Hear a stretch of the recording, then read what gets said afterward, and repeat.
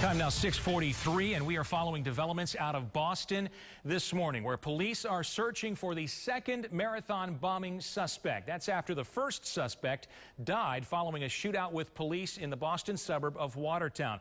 As we've been telling you from the beginning, we are literally getting updates by the second, and we have this just in from the Associated Press. They are quoting their sources saying that the Boston bombing suspects are from Russia, specifically a region near Chechnya. They say they have lived in the U.S. for at least 1 year. You are looking right now at live pictures from the Boston area. Again, this is in and around Watertown. ABC affiliate WCVB providing us with these pictures. You can see SWAT officers there investigating a car. It looks like they have taken packages out of that vehicle and going through very carefully. They're also looking at any suspicious vehicles, and are going door to door searching for this remaining suspect. Authorities are now urging 250,000 residents in 6 Boston suburbs to remain in their homes with their doors locked. I'm trying to get a look at this picture. It looks like they have 2 men on the ground right there. Obviously, we don't know if these are suspects, but it looks like they have their hands behind their backs while police search their vehicle. Mass transit, by the way, in the Boston area shut down. Vehicles not being allowed in or out. All universities in the area are closed. Harvard, MIT, as well as, we're sure, local schools also. Businesses have been told not to open. The point is they want everybody indoors until these suspects, or the remaining suspect, I should say, is in custody. Police, by the way, are calling that suspect a terrorist and say he should be considered armed and very dangerous. Our team coverage now continues with Eric Waxler in the newsroom.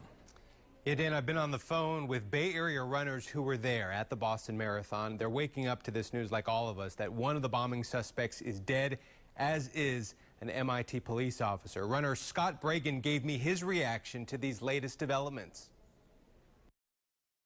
I think initially relief that law enforcement was not going to rest until guilty parties were brought to justice, and relief that the 2 suspects that we've been hearing rumors about, that they really, I don't even know if they posted pictures, but then they may have by accident, and then finally I understand they did last night.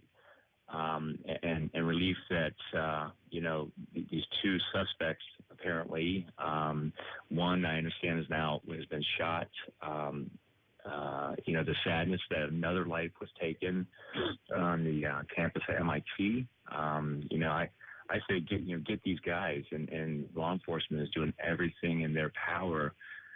The federal government, the president, So I'm angry. I hear about terrorism, and it just brings the emotions kind of all back. Yeah, that's Tampa runner Scott Bragan, who was at the Boston Marathon. He had several family members in the grandstands right across from one of the bombs. He says he's been wearing his Boston Marathon jacket every day since he got back to Tampa. Dan?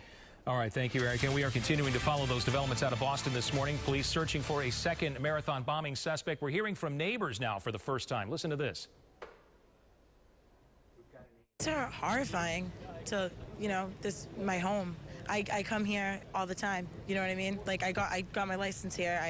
This is my home, and it's scary to think of your home as like a war zone almost. Story in the Boston. All right, neighbors are on lockdown right now as police are asking everyone to stay indoors. And real quickly here, we just got this tweet from the Associated Press. Yeah, and we have this alert coming from the Associated Press. The surviving Boston bomb suspect has been identified as Zohar A. Sarnev, a 19-year-old of Cambridge, Massachusetts. We'll, of course, continue to follow this story through the morning, as well as the resources of Good Morning America and ABC News coming up in just a few minutes.